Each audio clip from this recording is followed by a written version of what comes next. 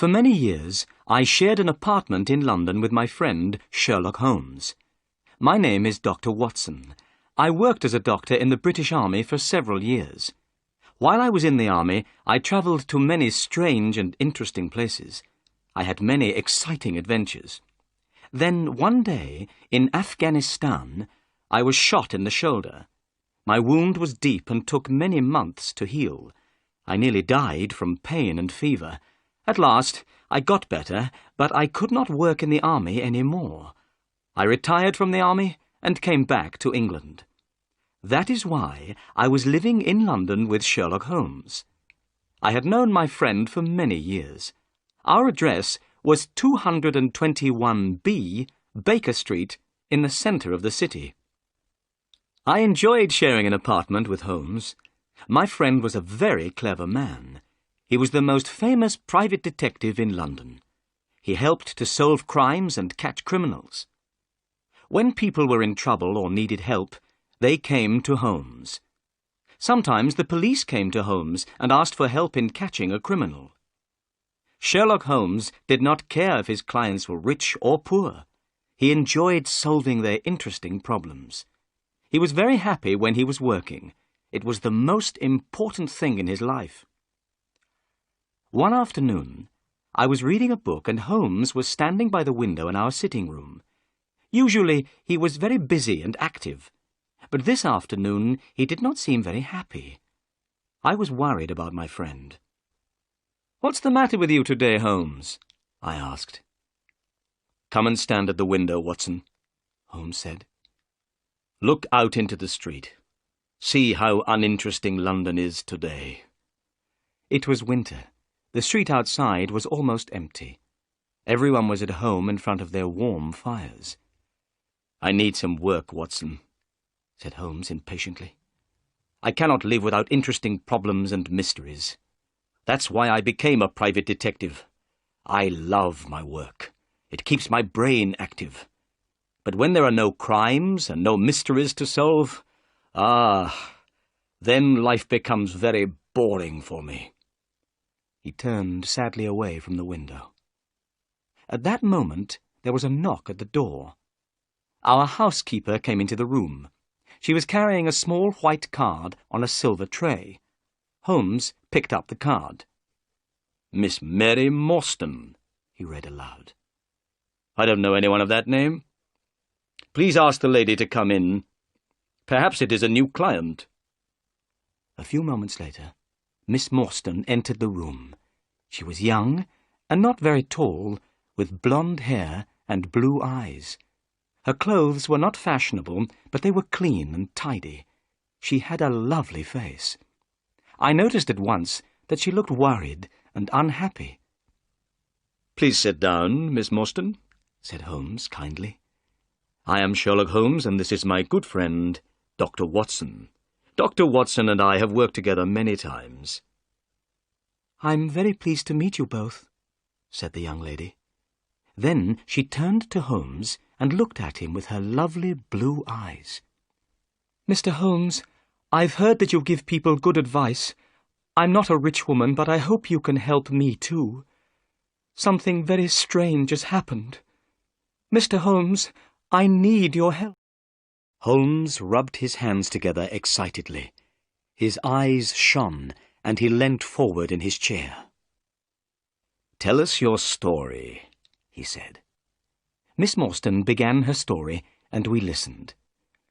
"My father," she began, "was a captain in the army.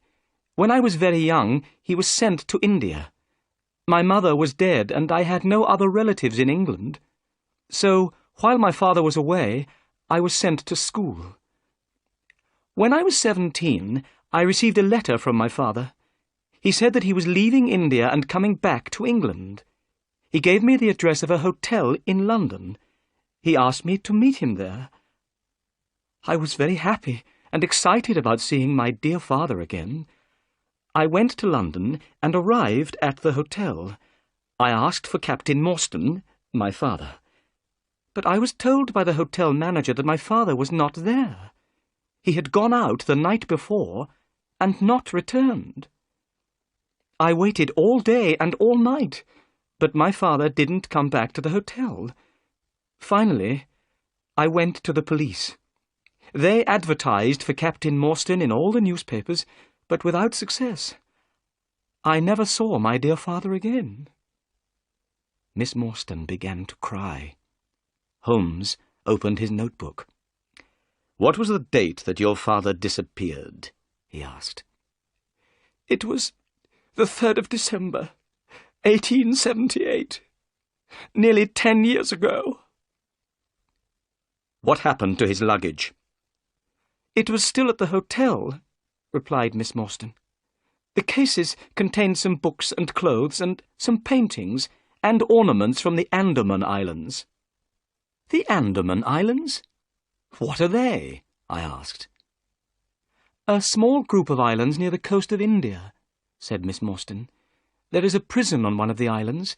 My father was one of the officers in charge of the prisoners. He worked there for many years." "Did your father have any friends in London?" asked Holmes. "Only one, Major Sholto. He was also in charge of the prisoners in the Andaman Islands. The Major had retired from the army some time before my father disappeared.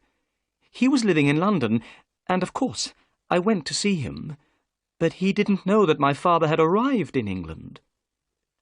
"Your story is very interesting," said Holmes, rubbing his hands together once more.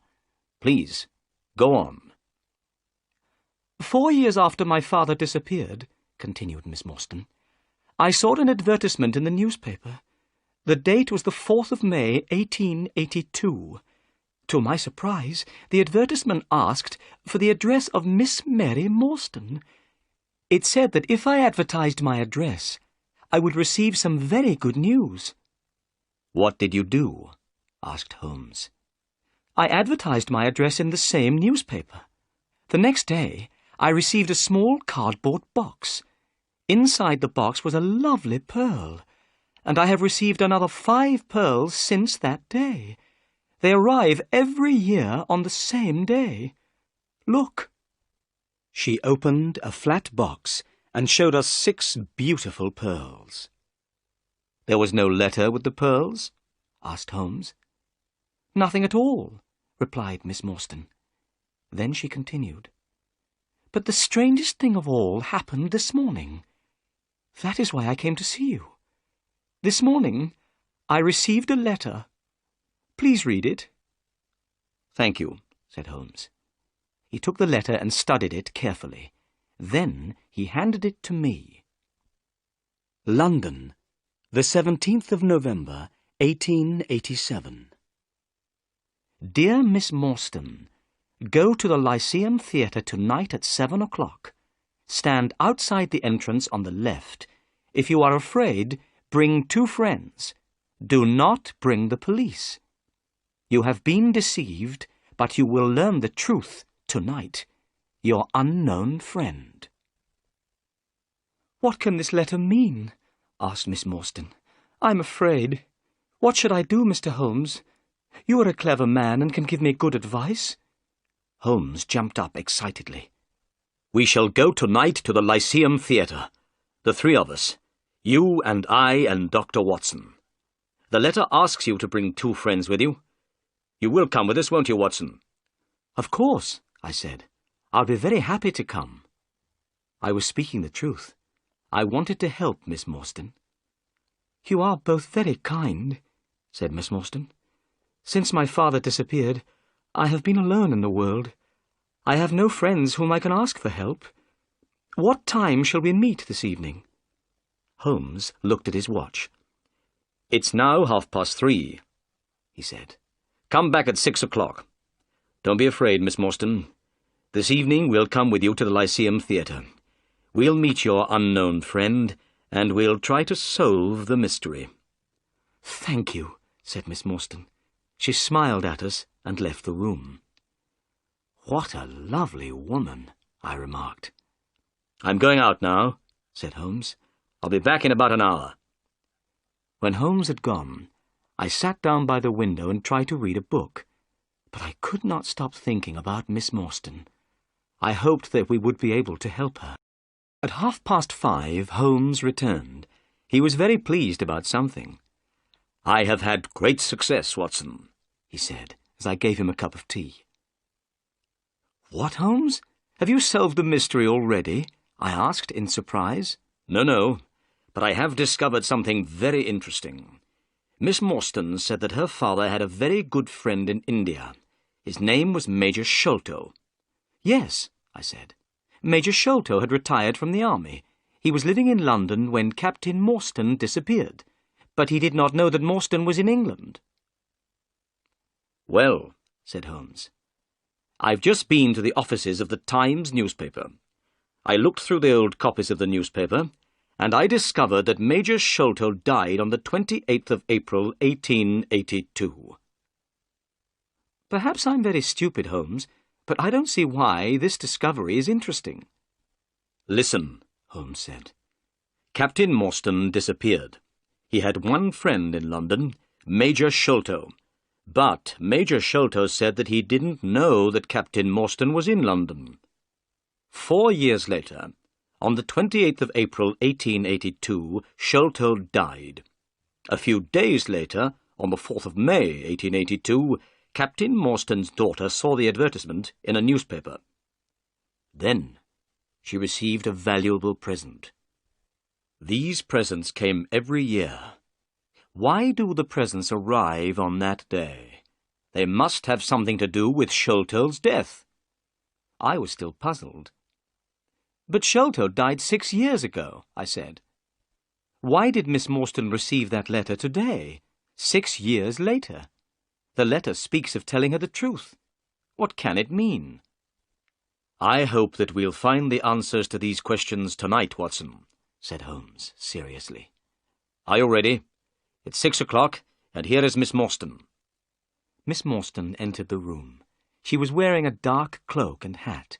She did not seem afraid, but her beautiful face was very pale.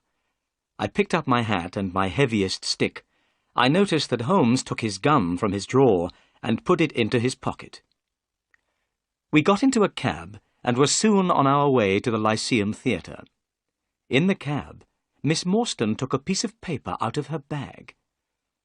"Mr. Holmes, I forgot to show you this. This note was found in my father's luggage. It is very strange. I don't know what it means. Perhaps it isn't very important, but I wanted you to see it." Holmes unfolded the note carefully and spread it on his knee. He took a magnifying glass out of his pocket and examined the paper. "This paper was made in India," he remarked. "Have a look at it, Watson." I took the note and studied it carefully. The paper was thin and old. There was a drawing on the paper. "It looks like the plan of a large building," I said. "Somebody has made a mark to show a certain place in the building. But what are these names at the bottom? And what is the meaning of the sign of 4? "I don't understand what this note means," said Holmes, "but it might be important. I will keep it." He sat back in the cab. Miss Morstan and I talked quietly together, but Holmes did not say anything. I knew he was thinking hard.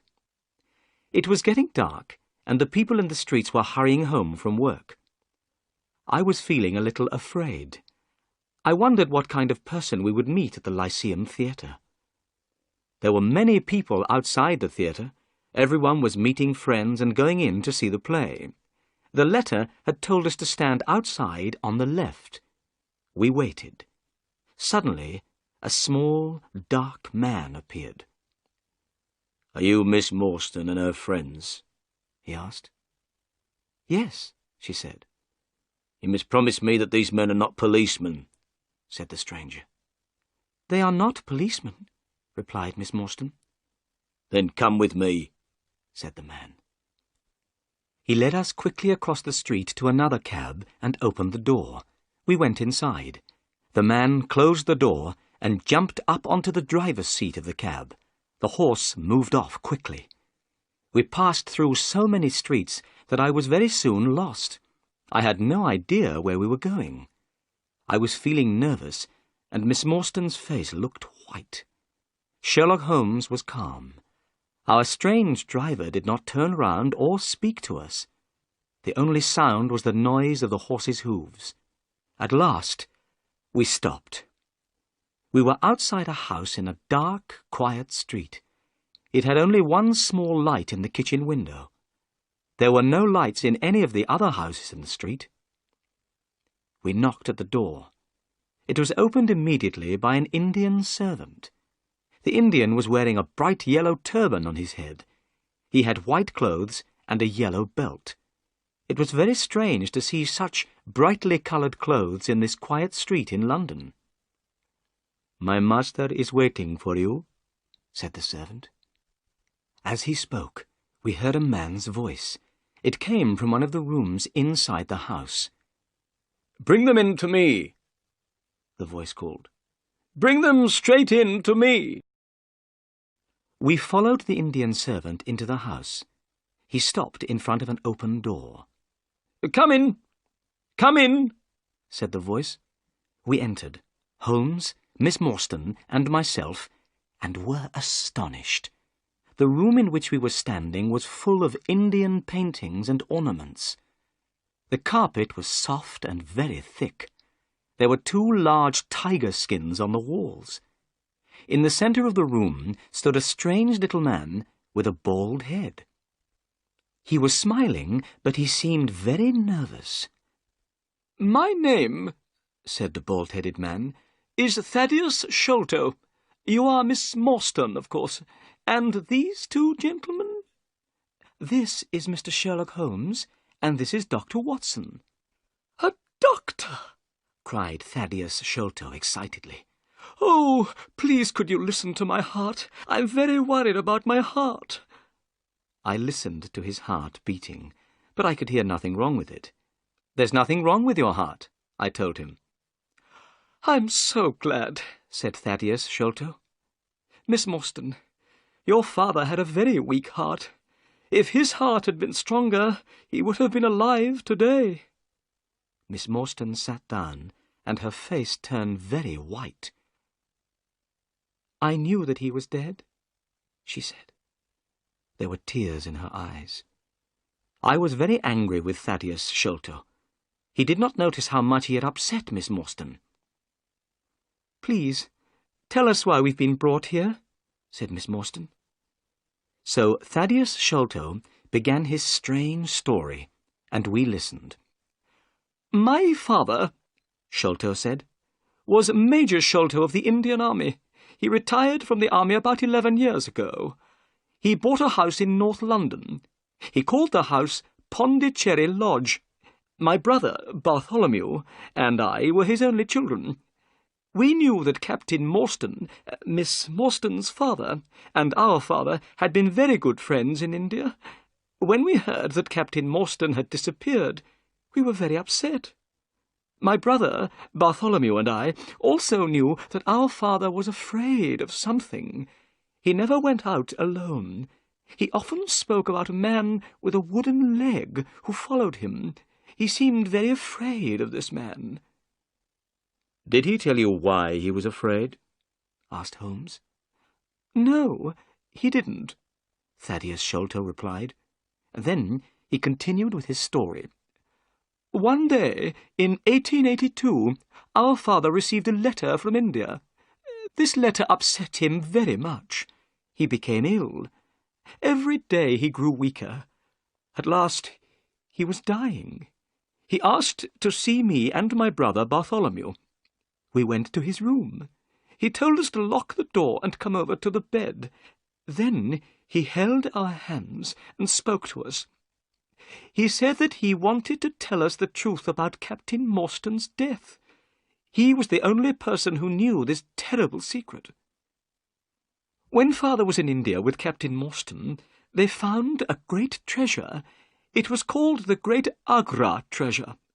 The jewels in this treasure were worth more than £1 million. Father brought the Agra treasure back to England. Morstan followed him and came at once to the house to ask for his share. But the treasure had made Father greedy. He did not want to give any of it to Morstan. He wanted to keep it all for himself. Morstan became very angry. They had a terrible argument. Father knew that Morstan's heart was weak. Suddenly, the colour of Morstan's face changed. Father saw at once that Morstan was dead. He did not know what to do. He had not killed Morstan, but he was afraid that people would believe that he had killed Morstan. He decided to say nothing. He hid the body, and he also hid the great Agra treasure. Soon the news of Morstan's disappearance spread through London. Only our father knew the terrible truth.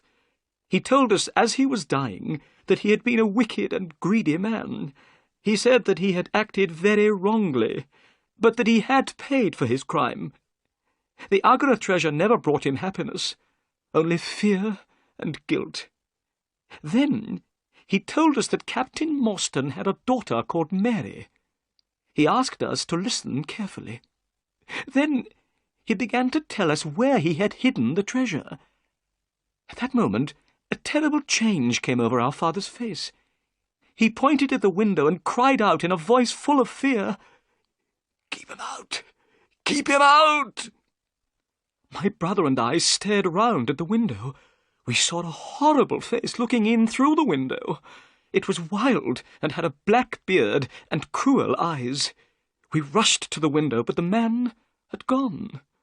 When we went back to the bed, Father was dead. "What did you do then?" asked Holmes. "We ran out into the garden," replied Sholto. "We looked everywhere, but we found nothing.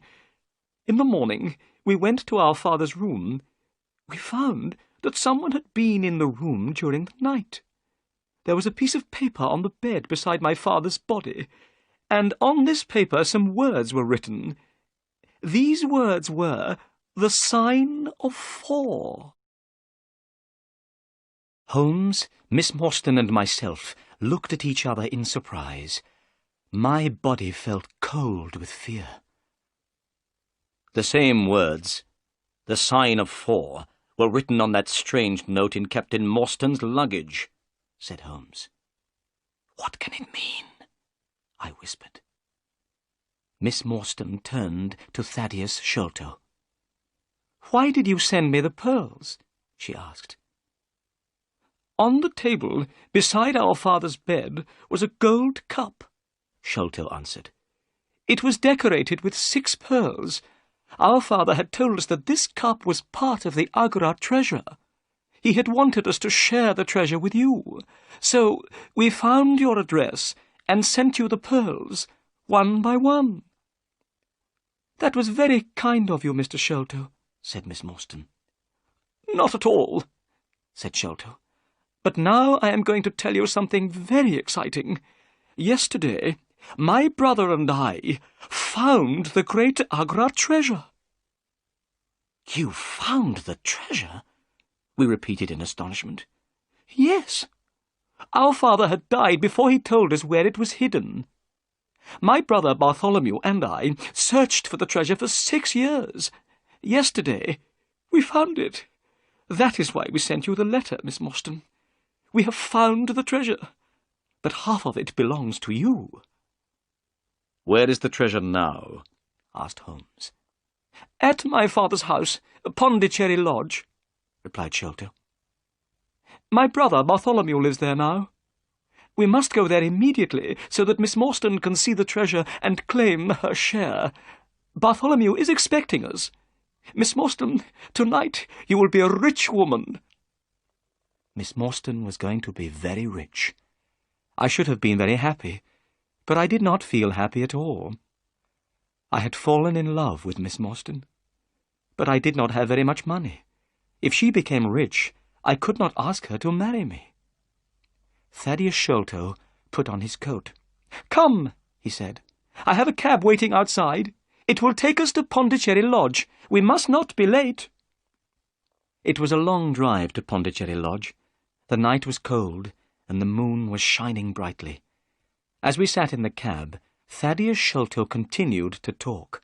Holmes, Miss Morstan, and myself listened. "My brother Bartholomew is a very clever man," he said.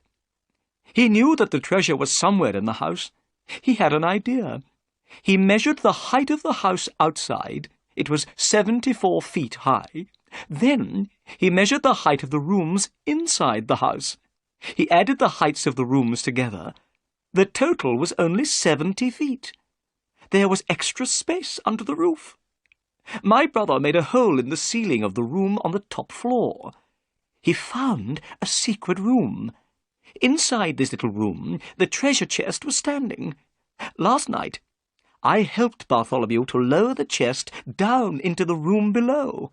We opened the chest with a key which we found beside it. Thaddeus Sholto's voice became excited. Inside the treasure chest were hundreds of beautiful jewels, diamonds, rubies, sapphires, and many others.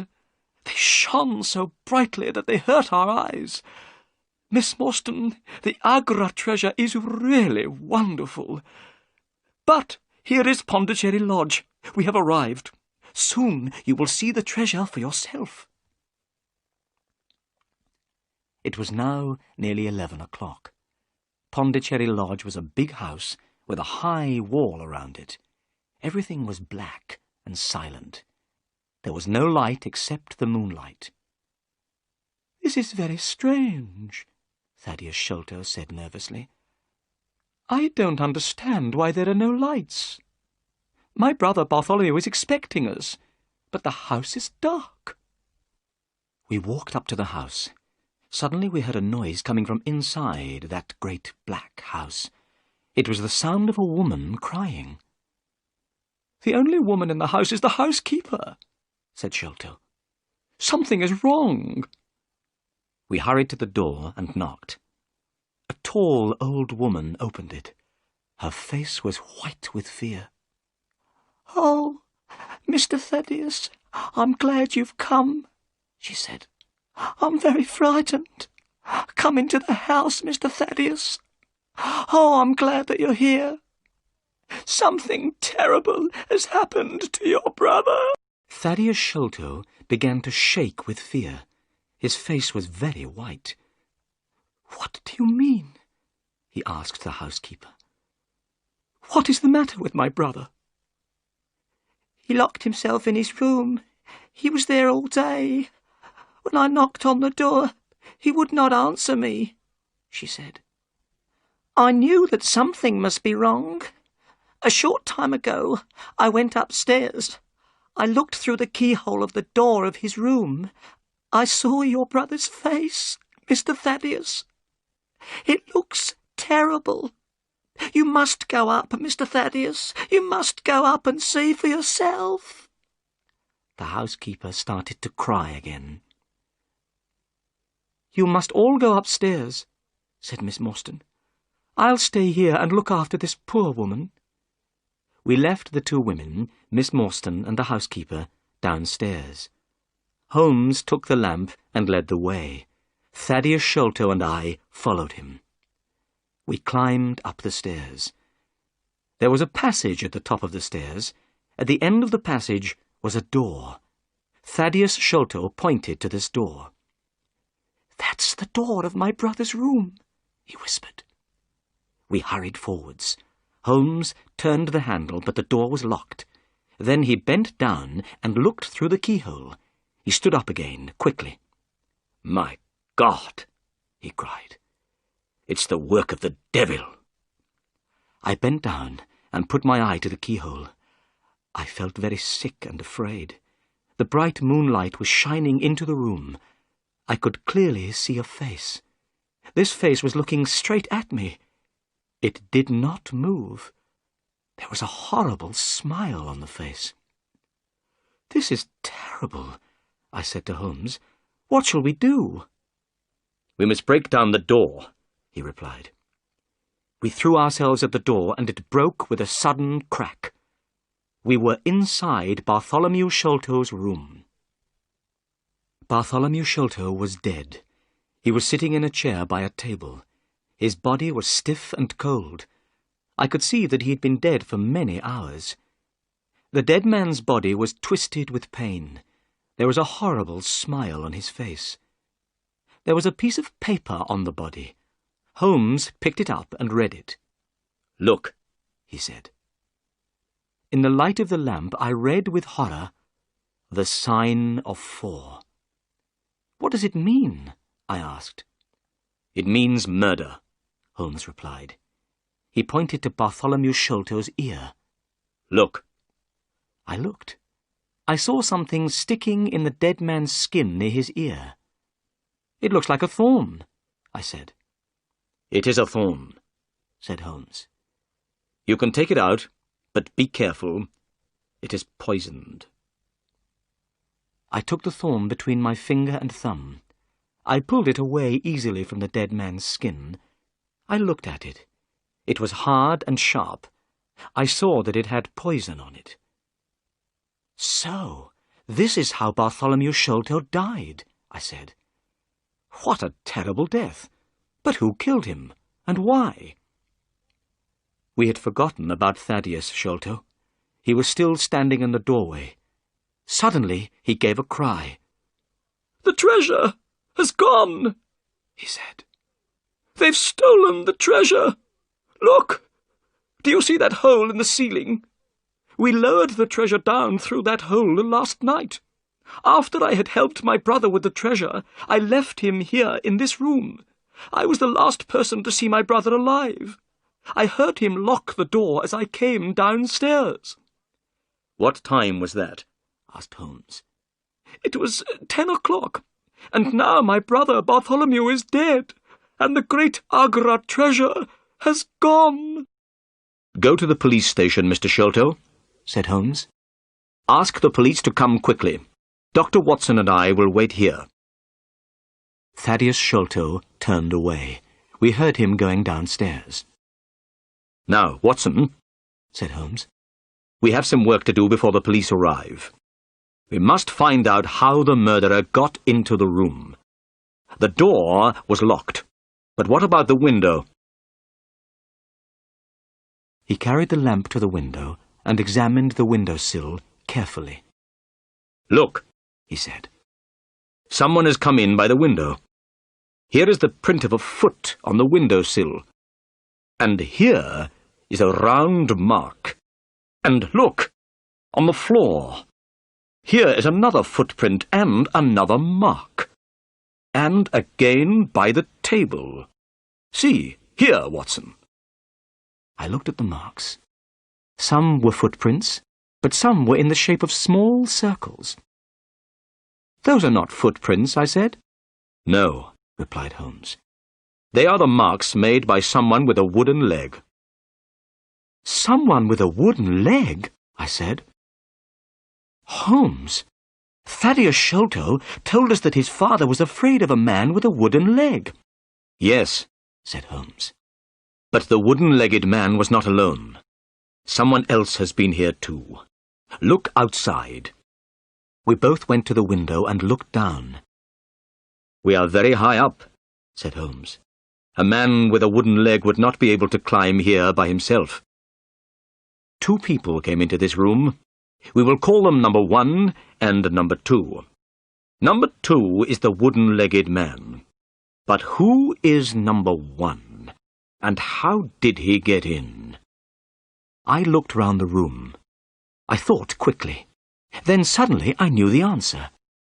In the ceiling of the room was a hole. Thaddeus Sholto had told us that his brother had made this hole. The Agra treasure had been hidden in the secret room above. The 2 Sholto brothers had lowered the treasure chest through this hole the night before. A set of steps was standing beneath the hole. On the floor by the set of steps was a rope. "Number 1 must have looked through the hole in the ceiling," I said. "He saw Bartholomew Sholto sitting on the chair below him. He killed Sholto with a poisoned thorn. Then he must have taken the rope, opened the window, and thrown the end of the rope down into the garden. His friend, number 2, the wooden-legged man, must have been waiting below. Number 2 climbed up the rope with the help of number 1. The murderers then lowered the treasure chest to the ground with the rope. Number 2 climbed down the rope, Number 1 got out of the room through the hole in the ceiling." "Excellent, Watson," said Holmes. "We shall now go up and have a look at the secret room. Perhaps we can find out more information about number 1. We climbed the steps and found ourselves in a small, dark room without any windows. There was thick dust on the floor. It was here that the treasure had been hidden for so many years. "Look," said Holmes. "there is a small door in the roof. That is how number 1 got in." Then Holmes shone the lamp down at the floor. By the light of the lamp, I saw that the floor was covered with many footprints. They showed very clearly in the thick dust. They were the prints of bare feet. But they were not the footprints of an ordinary man. They were extremely small. Suddenly, a horrible thought came into my mind. "Holmes," I whispered, "a child has done this terrible thing." Holmes did not answer. He was still studying the tiny footprints. Finally, he spoke. "No," he said slowly. "I don't think it was a child. Look at this footprint. Look at the marks of the toes. They are very wide apart. It is not a child's footprint. It is a man's. They are the prints of a tiny man." "Do you mean a dwarf?" I asked in surprise. "I will show you," replied Holmes. "Let's go into the room again. Let's examine once more the poisoned thorn which killed Bartholomew Sholto." In the room below, I picked up the thorn. I held it carefully between my fingers. I felt afraid. It was long and sharp. "Now then," said Holmes, "what do you think about this thorn? Is it an English thorn?" "No," I said. "It certainly is not." "You see," said Holmes, "already we begin to know many things about murderer number 1. He is a very small man, in other words, a pygmy, from some foreign land. He is very strong and can climb great heights easily. He is also extremely dangerous. He kills people by shooting them with poisoned thorn."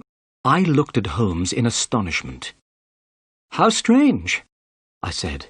"Why are a pygmy and a wooden-legged man working together?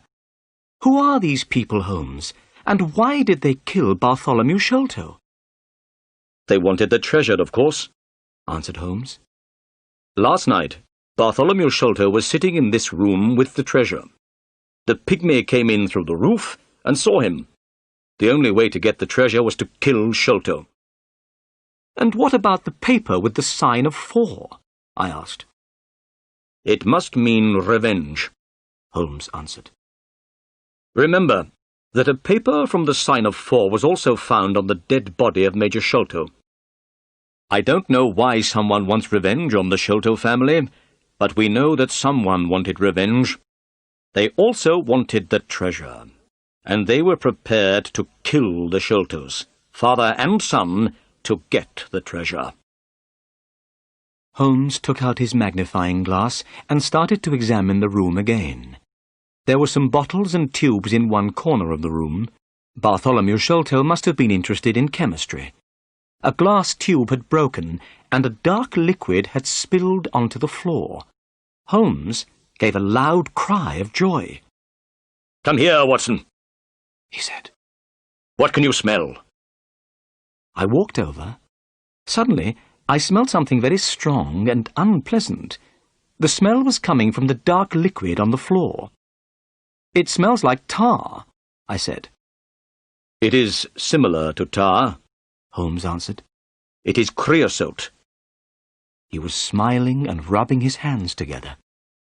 "Why are you so pleased?" I asked. Holmes pointed to the floor. I saw a clearly marked small footprint. I realized that the pygmy had stepped in the creosote. "I know a dog which loves the smell of creosote. It will follow this smell for miles and miles," said Holmes. "We'll catch these murderers now." Just then, we heard footsteps and loud voices outside the room. "It's the police," said Holmes. As he spoke, a fat man in a grey suit entered the room. His face was red and his eyes were small and bright. He was followed by a policeman in uniform and by Thaddeus Sholto. I'd never seen the fat man before, but Holmes seemed to know him well. "Good evening, Inspector Jones," said Holmes politely. "Don't you remember me?" The fat man stopped and stared. He was not very pleased to see Holmes. "Why, yes, of course," he said. "You are Mr. Sherlock Holmes, the private detective. Yes, I remember you well. This is an interesting crime, Mr. Holmes. A man has been murdered, and jewels worth £1 million are missing. What do you think happened?" "Well," began Holmes, but Inspector Jones did not want to listen to my friend. He thought his own ideas were better. "Listen, Mr. Holmes, I will tell you what I think," he said importantly. "This man, Thaddeus Sholto, tells me that he was with his brother last night. They discovered the treasure together. He was the last person to see his brother alive. Now, I think that Thaddeus Sholto killed his brother.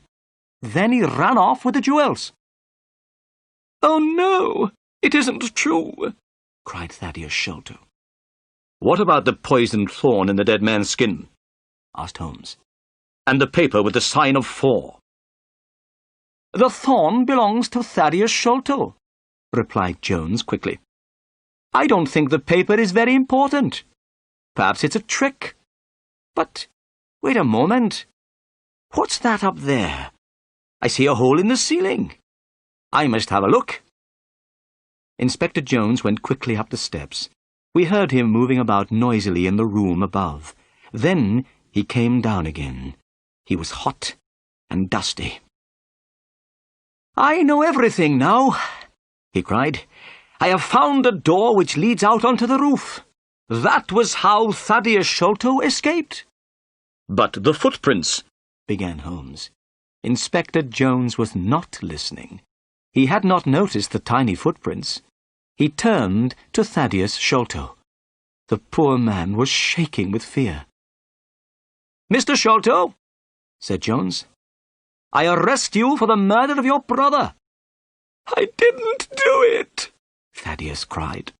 "Please, Mr. Holmes, believe me." "Don't worry, Mr. Sholto," said Holmes. "I know that you didn't kill your brother. I will find the murderer." Inspector Jones turned to Holmes angrily. "Listen, Mr. Holmes," he said. "This is a matter for the police. It has nothing to do with you. Good night, gentlemen." Inspector Jones and the policeman took Thaddeus Sholto away. A few minutes later the house was quiet again. "The police don't want my help, Watson," said Holmes, as soon as the inspector had gone. "Inspector Jones thinks he has solved the crime and caught the murderer, but they have arrested the wrong man." I agreed with Holmes. I was sure that Thaddeus Sholto was not the murderer. "We must be quick, Watson," said Holmes. "I want you to do 2 things. First, take Miss Morstan home. Second, go to this address, 3 Pinchin Lane. Ask for Mr. Sherman. He has an old dog called Toby. I want you to bring Toby here. Meet me here in 2 hours' time." I took Miss Morstan home in Thaddeus Sholto's cab. She was very upset by what had happened and spoke very little. I promised that I would visit her the next day. Then I went to the address which Holmes had given me. It was the middle of the night, and the streets of London were black and silent. As the cab went along, I thought about everything that had happened. We had discovered the truth about some things. The death of Captain Morstan, the sending of the pearls to Miss Morstan, the advertisement, the letter. All these things were clear. Now there were other mysteries which we had to solve. Where was the Indian treasure? What was the plan found in Morstan's luggage? Who wanted Bartholomew Sholto to die? Where were the pygmy and the wooden-legged man? What did all these things mean? And what was the mysterious sign of 4? I hoped that Sherlock Holmes would discover the answer to these questions. Soon I arrived in Pinchin Lane, the address where Holmes had sent me. It was a very poor street, and the houses were old and dirty. I found house number 3 and knocked on the door. After some time, a face looked out from a window above. It was not a friendly face. "Who are you?" said the face angrily. "What do you want?" Come down and open the door," I said. "I have something to ask you." "Go away at once," said the face. "If you don't, I'll let out 50 dogs upon you." "My friend, Mr. Sherlock Holmes," I began. At these words, the window suddenly shut, and a few minutes later the door opened. I saw an old man with grey hair and beard holding a candle in his hand. "Come in, sir," he said. "I'm Mr. Sherman. I'm sorry that I was rude. I didn't know that you were a friend of Sherlock Holmes." I went into the small, dirty house and stopped in astonishment. There were cages everywhere I looked. All the cages contained different kinds of animals. I could see their eyes shining in the candlelight. "What does Mr. Holmes want?" asked the old man. "A dog called Toby," I answered. "Toby is my best dog," said Mr. Sherman. "He loves to follow strong smells, especially the smell of creosote. That's his favourite." "That's why Mr. Holmes wants him," I said. "Wait here. I'll go and get him." The old man came back after a few minutes. He was pulling a dog on a lead. The dog looked very strange. It had very long ears and very short legs, and its eyes were large and sad. "This is Toby," said Mr. Sherman. "He'll go with you. He's a friendly dog." The dog licked my hand and wagged its tail. I put some money into Mr. Sherman's hand, and the old man gave me Toby's lead. When I got back to Pondicherry Lodge, I found Sherlock Holmes standing outside the door. He was smoking his pipe. "Excellent, Watson," he cried when he saw me. "You've done well. Good dog, Toby. Come here. Good dog." Holmes took a handkerchief out of his pocket and gave it to Toby to smell. The handkerchief was covered with creosote. The dog went mad with excitement. His sad eyes shone with happiness, and his tail wagged. "See how he loves the smell," said Holmes. "We won't have any problems now." Holmes pointed at a drain pipe, which went down from the roof of the house. "While you were away, Watson," he said, "I went up onto the roof and discovered how the pygmy climbed up and climbed down again. He used that drain pipe." The drain pipe ran all the way down from the roof to the garden below. There was a large barrel full of water under the end of the drain pipe. "He climbed down that drain pipe and onto the barrel beneath," said Holmes. "It was very easy to follow his trail. He left marks everywhere. He also dropped this." Holmes put his hand in his pocket and took out a small bag made of dried grass. I looked inside. To my horror, I saw 5 or 6 long, dark thorns. They were the same as the one which killed Bartholomew Sholto. "The murderer has lost these," said Holmes. "Let's hope that he doesn't have any more. Don't touch them, Watson. They are poisoned. But come, where's Toby? We must begin." Holmes took Toby's lead and pulled the dog to the bottom of the water barrel. Toby smelled all round carefully. Suddenly, he began to bark excitedly. He had found his favourite smell, the smell of creosote. Then he started to pull at his lead. "He's on the trail," cried Holmes. "Let's go!" Toby pulled at his lead and ran quickly through the grass. He ran so quickly that it was difficult to follow him. The sky was beginning to get light now. Toby ran along the paths in the garden under the trees and bushes. Then he reached the garden wall and ran along beside it. Finally, he stopped at a place in the wall where the bricks were loose. "This is the place where they got into the garden," said Holmes. "It is easy to climb up and down here. Look, do you see this mark? It is the print of a man's hand." He pointed at a flat stone. I saw a dirty handprint on the stone. Holmes picked up the dog and climbed over the wall. I followed. Toby soon found the trail again. Toby did not look to the right or the left. He ran straight ahead with his nose to the ground. He loved the smell of creosote. Nothing could stop him from following it. As we hurried along, I thought about the wooden-legged man and the pygmy. I wondered what would happen when we found them. I knew that they were dangerous.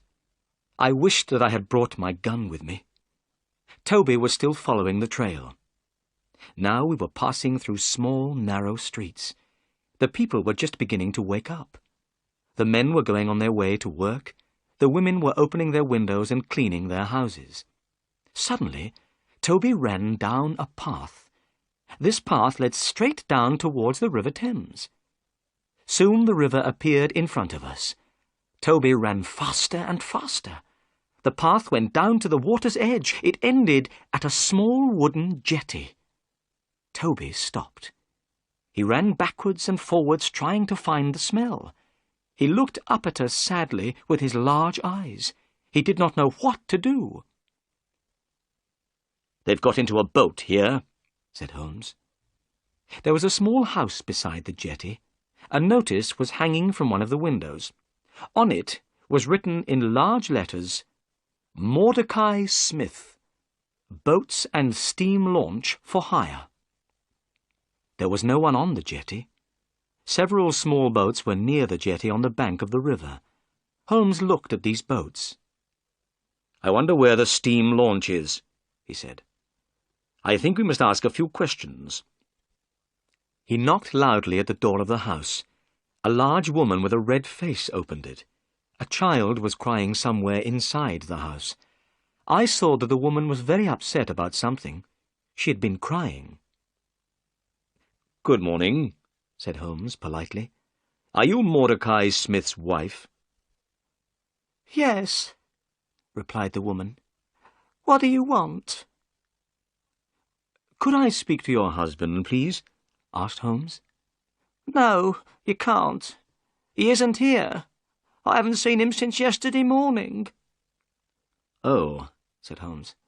"I wanted to hire a boat." "Well, perhaps I can help you," said Mrs. Smith. "Which boat do you want?" "I wanted to hire the steam launch. I have heard it is a very good boat. Let me see, what's the name? The Aurora, sir," said Mrs. Smith. Oh, yes, that's right. I remember now. But where is the Aurora?" said Holmes, looking around. "I don't see a steam launch anywhere." "Oh, sir, my husband has gone in the Aurora," Mrs. Smith replied, and burst into tears. "I'm very worried about him. I don't trust that wooden-legged man." "What wooden-legged man, Mrs. Smith?" asked Holmes in a surprised voice.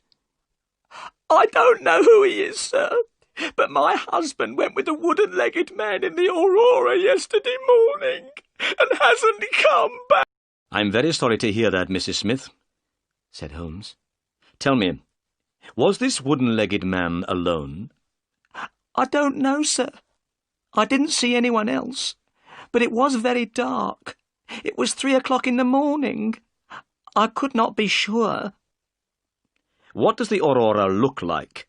asked Holmes. "The Aurora is black, sir, with 2 red stripes down each side. It has a black funnel with a white stripe. The Aurora is the fastest boat on the river," answered Mrs. Smith. Holmes looked worried.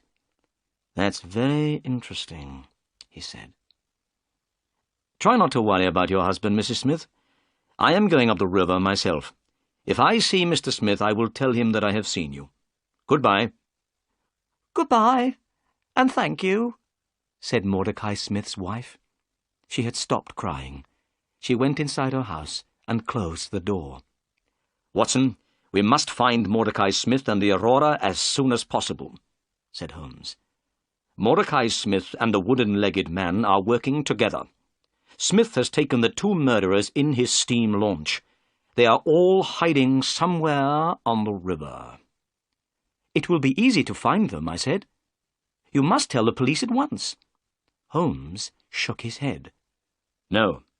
I don't want these criminals to know that anyone is looking for them. They will try to escape again. I have a better idea," Holmes went on. "I have many agents everywhere up and down the river. These agents are clever. I pay them to bring me information. They always know what is happening on the river. I will ask my agents to look for Mordecai Smith and the Aurora. But you look tired, Watson. Let's go home and have breakfast." It was now nearly 8 o'clock in the morning. I did feel very tired. I was glad to go home to Baker Street. When I had a bath and changed my clothes, I came downstairs to breakfast. Holmes was drinking coffee and reading a newspaper. "Look, Watson," he said. "Here is a report about the murder of Bartholomew Sholto at Pondicherry Lodge, and about the arrest of Thaddeus Sholto by Inspector Jones last night." I took the paper and read the report. I felt sorry for Thaddeus Sholto. Inspector Jones had made a stupid mistake by arresting him. I knew that Sholto was not guilty of the murder of his brother. I hoped that we would be able to help Thaddeus. But would we be able to find the murderers? Suddenly, there was a loud knock on the door. A few minutes later, 12 children ran into the room. Their clothes were dirty and ragged. They had no shoes on their feet. Their hair was untidy, and their faces had not been washed for a very long time. But they seemed happy and cheerful. "Good morning, Mr. Holmes," said the children together. "Who are these children, Holmes?" I asked in astonishment. Holmes laughed. "These are my agents," he said. "I sent a message for them to come. Look at them. They can go anywhere, see everything, hear everything. Nobody is afraid of children." Holmes gave each of the children some money. Then he told them what he wanted them to do. "You must find a steam launch called the Aurora," he said. "It is on the river somewhere, and belongs to Mordecai Smith. The Aurora is black with 2 red stripes down each side. It has a black funnel with a white stripe. You must find it. Now go." The children ran out of the room, all talking together. They went down the stairs and out into the street. "My agents will find Mordecai Smith and the Aurora," said Holmes. "Now, we must wait." We had not slept all night, and I was very tired. I went to bed and woke late in the afternoon. I felt much better. I went downstairs. Holmes was reading a book. I saw at once that he was worried. "Is there any news?" I asked. "Nothing at all. I can't understand it. I am very surprised and disappointed. My agents say that they cannot find the Aurora." "Can I do anything to help?" I asked. "Nothing." "Then I'll take Toby back to Pinchin Lane. Then I'll go and see Miss Morstan and tell her what has happened." I went to Miss Morstan's house. She looked very pleased to see me. I told her that we had not found the treasure yet, but she did not look disappointed. I was surprised about this, but I was also very pleased. I said goodbye to her and drove back to Baker Street. I went to bed, but I could not sleep. I was thinking about Miss Morstan. I wanted to ask her to marry me. All night I heard Holmes walking up and down in his room. Next morning he looked tired and ill. "My agents cannot find the Aurora," he said impatiently. "They have searched the whole river. The Aurora has disappeared." We waited all that day, but there was no news. The next day, I woke early. It was still dark. To my surprise, Sherlock Holmes was standing by my bed. He was dressed and ready to go out. "I have had an idea, Watson," he said. "I am going up the river myself. Perhaps I can find the launch. You must stay here. There may be some messages." Holmes left without another word. That day, the time passed very slowly. I picked up a book but was unable to read it. I was thinking all the time about the wooden-legged man and the pygmy. Where were they? Why could Holmes not find them? I was worried about my friend. I knew that he was a clever detective, but perhaps this time he would not be able to catch the murderers. At 3 o'clock in the afternoon, I had a visitor. It was Inspector Jones, the police officer. I was astonished. Inspector Jones had changed completely. 2 days ago, he had been very rude to Holmes. He had not wanted his help. Now, he was very quiet and polite. "Good afternoon, Dr. Watson," said Inspector Jones. "I'm afraid that I made a bad mistake. I have had to let Thaddeus Sholto go. Sholto has proved that he was at a friend's house when his brother died." Inspector Jones looked so sad that I began to feel sorry for him. "I've received a telegram from Sherlock Holmes," the inspector went on. "Here it is." I took the telegram and read it. "Inspector Jones, go to Baker Street at once. Wait for me there. I know where Sholto's murderers are hiding. Come with us tonight if you want to catch them. Holmes." "That's excellent," I cried. "Forget about Thaddeus Sholto. You'll soon have some other prisoners, Inspector Jones." At that moment, the door opened and Holmes came into the room. He was smiling. "What news?" we asked together. "I know where the Aurora is," Holmes replied. "It wasn't on the river at all. The Aurora has been hidden in a boatyard near the river for 2 days.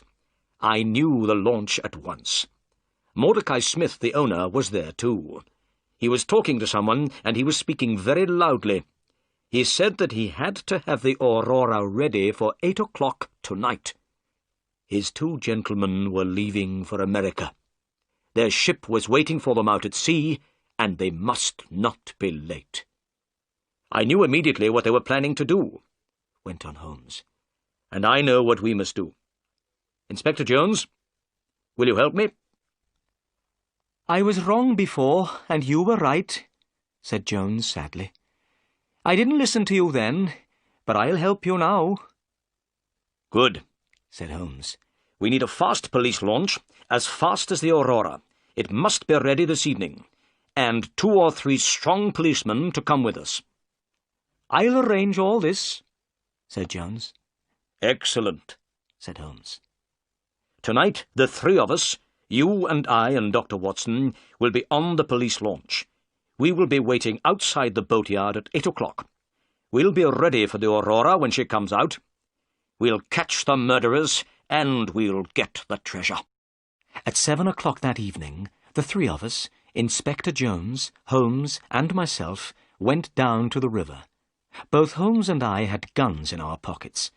Inspector Jones had promised to let us use the police launch. This launch was now waiting. 4 strong men were on board the launch. Soon we were moving quickly down the River Thames. The police launch was very fast. We passed all the other boats on the river without difficulty. This pleased Holmes very much. By 8 o'clock we had arrived opposite the boatyard where the Aurora was hidden. It was now dark. We waited. 10 minutes passed. Suddenly, a launch came out of the boatyard. It was black, with 2 red stripes. It was moving very quickly. "That's the Aurora," cried Holmes. "Follow it, quickly! Faster! Faster! We must catch them!" We were going so fast that the police launch started to shake, but we could not get near to the Aurora. The chase became more and more exciting. We went in and out between other boats. Many times I closed my eyes. I was sure that we would hit something. At last, we got closer to the Aurora. Inspector Jones turned on a light and shone it on the Aurora. "Stop!" he cried. "Stop! We are the police!" In the lamplight we could see some men on board the Aurora. One man was sitting at the back of the launch. Beside him was a strange, dark shape. We could also see Mordecai Smith, the owner of the Aurora. He was working as hard as he could. He was trying to make the engine of the launch go faster. Inspector Jones shouted again, "Stop!" Suddenly, the man at the back of the Aurora stood up. He shouted at us angrily. He was a big, strong man. Then I noticed that his right leg was missing. There was a wooden stump in its place. This was the wooden-legged man. At the sound of the man's voice, the strange dark shape beside him moved. It was a small, dark man, the smallest man I have ever seen. But the pygmy's head was large. His face was hard and cruel. As soon as Holmes saw the pygmy, he took out his gun. I did the same. "Shoot him if he moves his hand," said Holmes. At that moment, the pygmy put a short piece of wood to his lips. We fired our guns together. The pygmy fell backwards into the water with a terrible cry. The wooden-legged man turned the Aurora towards the bank of the river. As soon as the Aurora touched the bank of the river, he jumped out. It happened so quickly that we were not able to slow down and stop the police launch. The man had landed in the soft, wet mud of the river bank, but his wooden leg had stuck in the mud. He could not move. We managed to turn the police launch round. We went towards the wooden-legged man and threw him a rope. Then we pulled him up over the side of our launch. Mordecai Smith was still on the Aurora, but he did not try to escape. We tied the Aurora to our launch. The chase was over. On the deck of the Aurora there was a big, heavy chest. We were sure that it contained the Agra treasure. We carried the heavy box onto the police launch. Suddenly, Holmes stopped and pointed. "Look," he said. I looked where Holmes was pointing. I saw one of the pygmy's poisoned thorns. It was fixed in the wood where Holmes and I had been standing. The poisoned thorn had passed through the air between us. Holmes was smiling, but I felt cold and sick. We had escaped a horrible death. As we went back up the river, we shone our light on the water. We were looking for the body of the pygmy, but we saw nothing. His body still lies somewhere at the bottom of the River Thames.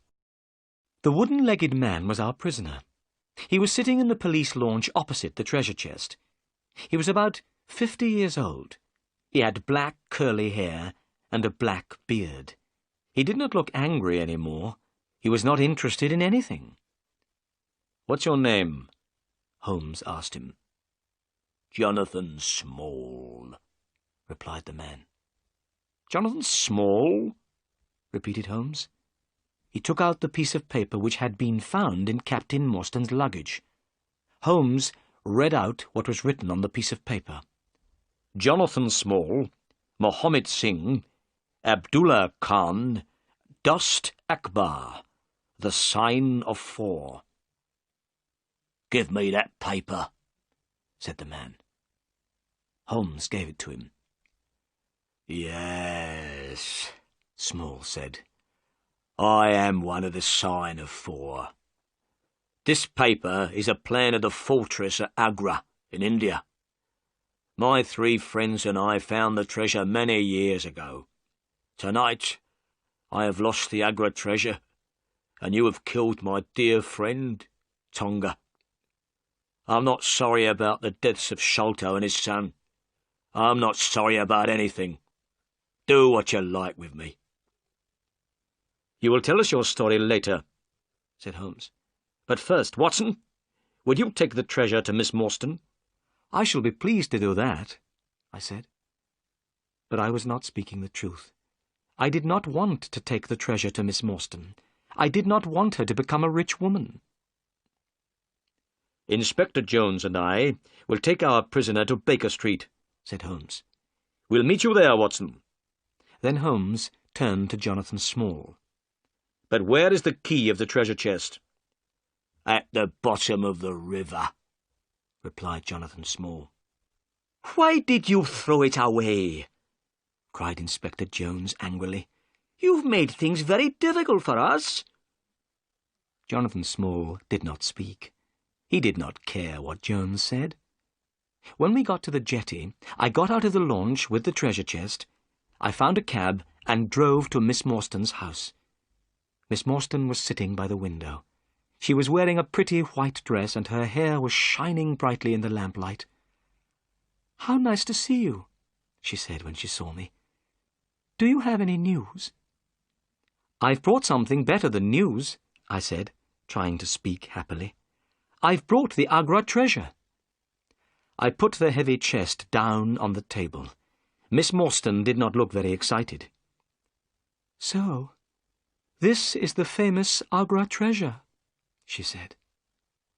"Yes," I replied. "Half of it belongs to you, and half to Thaddeus Sholto. You are a rich woman now, Miss Morstan." "The treasure can wait," she said. "First, I want to hear all about your adventures.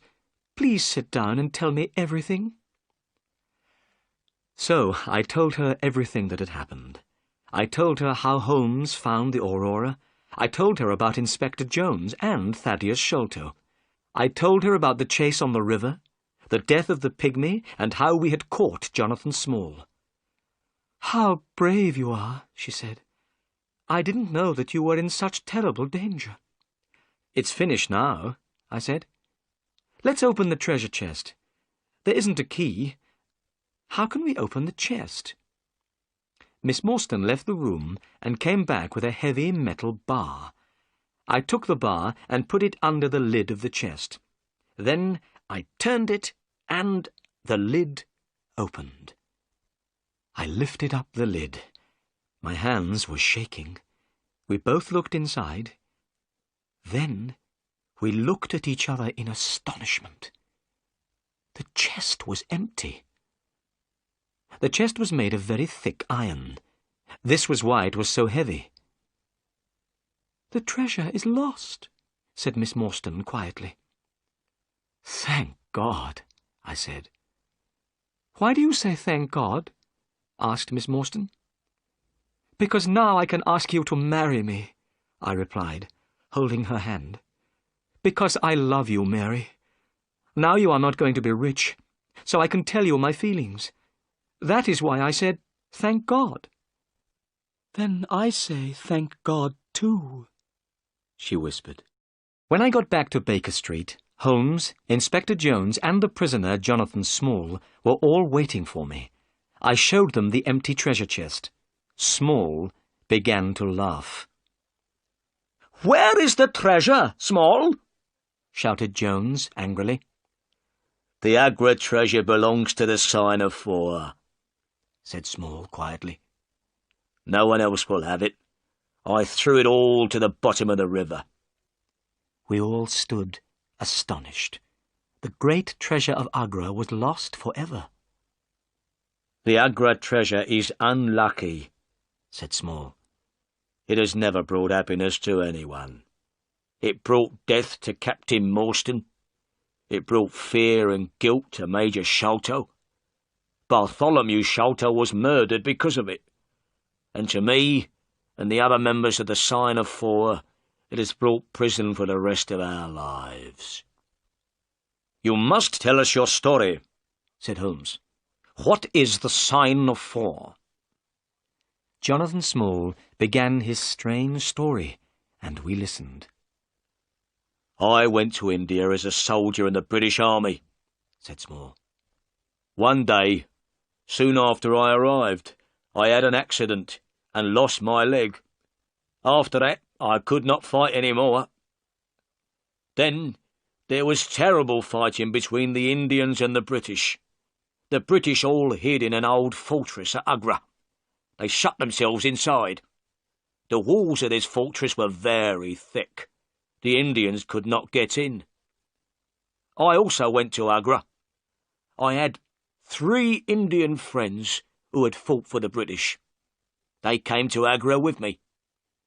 These men were Muhammad Singh, Abdullah Khan, and Dost Akbar. When we were in the Agra fortress, we heard a strange story. It was about a great treasure which had been hidden in the fortress. It had been hidden for many years. The 4 of us decided to look for this treasure. And one day, we found it. It was hidden under the floor in a secret room. We were astonished by what we had found. We had never seen so many beautiful jewels. The 4 of us decided not to say anything about what we had found. We decided to leave the treasure hidden in the secret room in the fortress. When the fighting was finished, we would be able to take the treasure away with us. We made a promise to each other. We agreed that we would always work together. We would share the treasure between us. We became the sign of 4. But a terrible thing happened. 2 British soldiers were killed in a fight. We had not killed them, but we were arrested for their murder. We were sent to prison in the Andaman Islands. "Is that where you met Major Sholto and Captain Morstan?" asked Holmes. Yes, said Small. Sholto and Morstan were the officers in charge of the prisoners there. We were in a terrible situation. We knew where the Agra treasure was, but we were not able to go and get it. We were prisoners. Also, we were afraid that someone else might find the treasure. We did not know what to do. At last, we told Sholto and Morstan about the great treasure. We asked them to help the 4 of us to escape. When we were free, we would get the treasure and share it with them.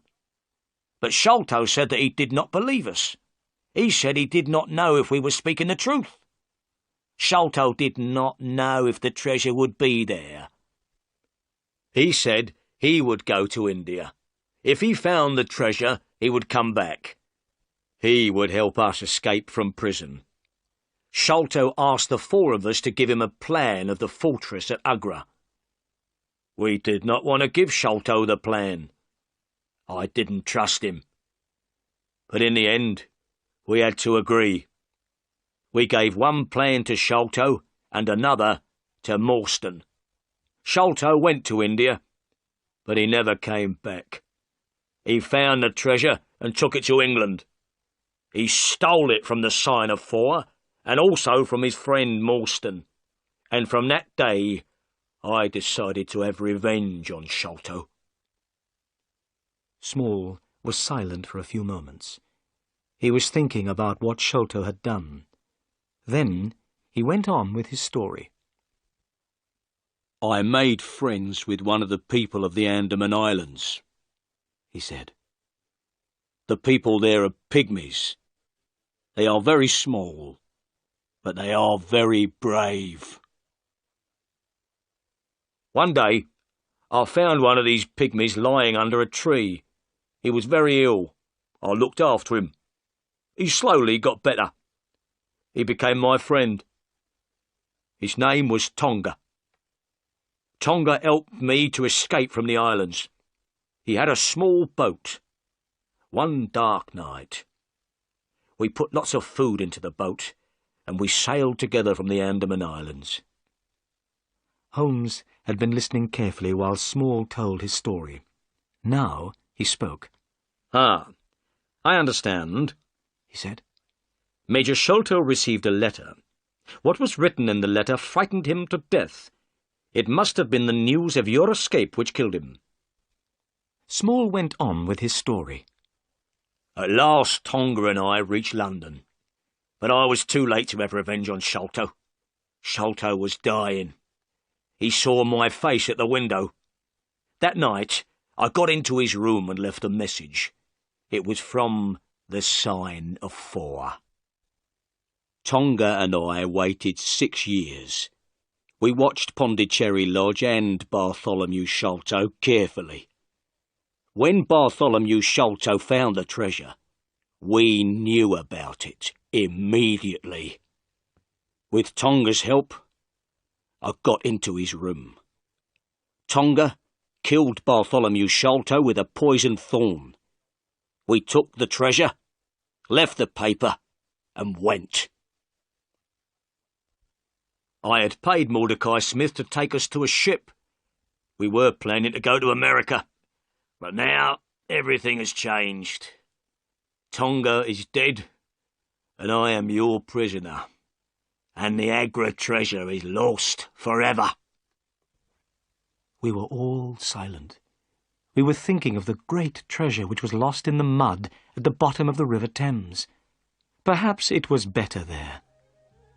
Dr. Watson, said Holmes, when Inspector Jones had taken Small away.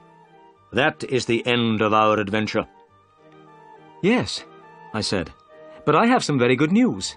Miss Morstan and I are going to get married. Excellent, said Holmes. The Agra treasure has at last brought happiness to someone.